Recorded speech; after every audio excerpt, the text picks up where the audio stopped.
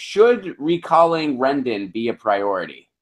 Well, obviously, running for United States Senator, that's not something that United States Senators are involved in. It's a state issue. But I believe very strongly that what Anthony Rendon did with SB 562 was a travesty. The idea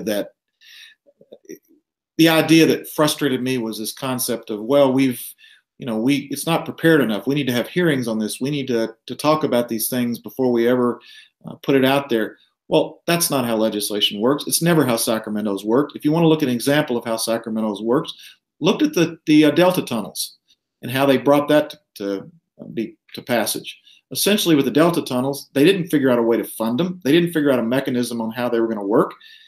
They basically passed them and then said, okay, we'll work it out once we get the legislation through. We'll work it out through the different water districts, through the different groups.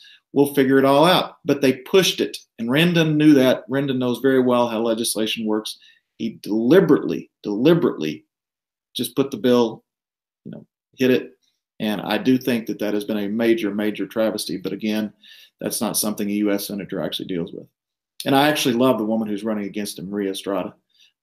Maria is terrific. And Maria, I would tell people, if you haven't taken a look at her website or taken a look at her, take a look. That's how we need to get rid of Rendon, because we need Maria in office. That is a fighter, and that's what we need. Maria doesn't take any guff, and that's exactly what we need in office. We have Maria on the show on Wednesday, actually. Oh.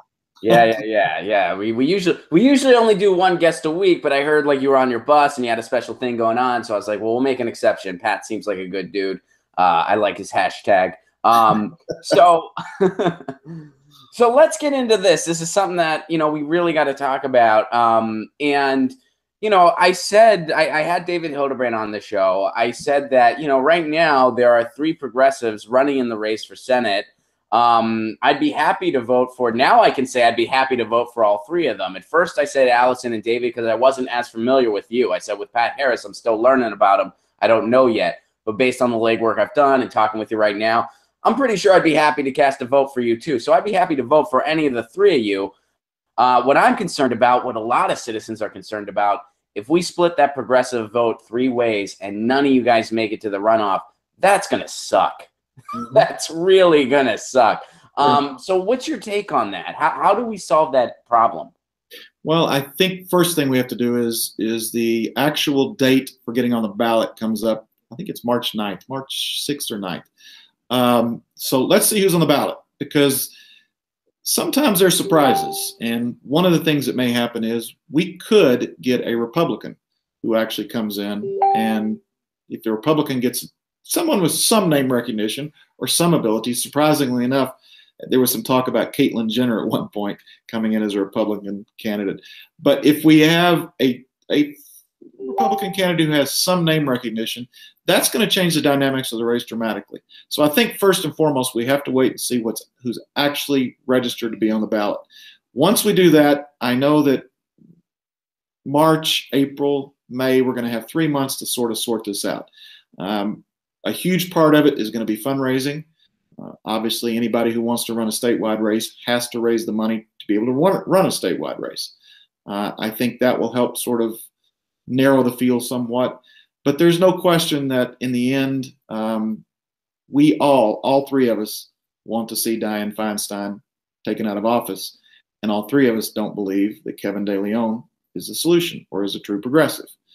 I've said it repeatedly that you cannot call yourself a progressive and take corporate money, because that is the essence of the progressive movement. It is the essence of Bernie Sanders' message. You can't say that. It is like saying, I'm going to be a vegetarian and I'm going to eat hamburger 4 nights a week. You just can't do it. So it does come down to 3 progressives. Let's see where things stand. We'll give it some time. And then, I have a good relationship with Allison, I have a good relationship with David. If it comes down to it, we can sit down and talk and see what we can do. Well, do you think that will happen? I mean, is it going to? I mean, it seems like that's the natural thing that would happen, that the 3 of you would kind of sit down. And I think you should wait. I mean, March 9th is the deadline for filing. Joe in the chat points that out. So you have, after that, I mean, will you guys kind of get together and be like, okay, how do we make sure that one of us moves forward?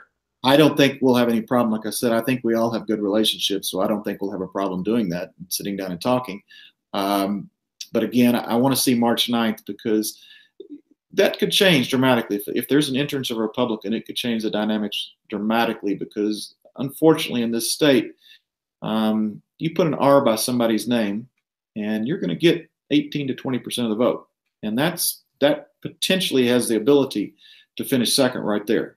We've run the numbers, we've crunched the numbers, and it looks like a second place finish is going to be somewhere between 18 and 24%. So if a Republican gets in, it's going to change dynamics dramatically, and we're all going to have to talk about what we're going to do then.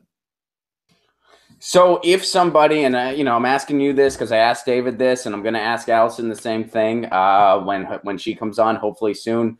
I'll have different questions for De Leon and/or Feinstein, but but I'll ask you too. If one of the three of you and it's not you, say it's David or Allison, if one of them gets a big spike for whatever reason, would you drop out? I think there's no question, and I would hope Allison and David feel the same. If we are in May or early May or even maybe mid-May, and it's clear that one of the three of us is performing much better than the other two, absolutely. I mean, this cannot be a vanity project. It can't be for any of us. This is too important. The progressive movement and taking this seat in California, which is a largely progressive state, getting a progressive in office is got to be our #1 goal. And if it becomes very obvious that one of the three of us has the potential to do that, then yes. And if it's not me, I'll tell you right now, flat out, then yes, I will drop out because I am not going to watch while we hurt progressive movement.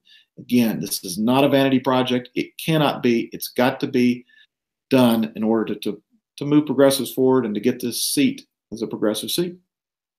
Yeah, that's very good.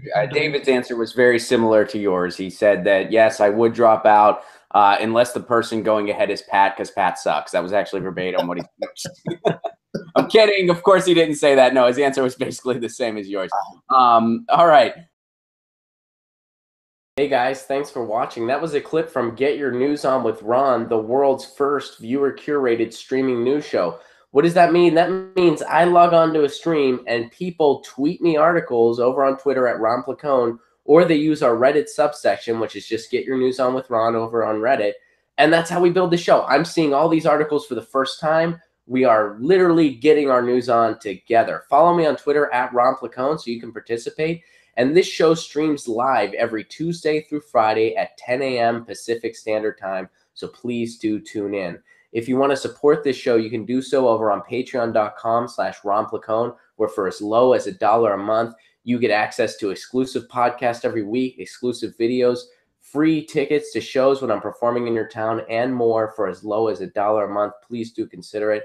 Thank you so much for your support. This has been Get Your News On with Ron.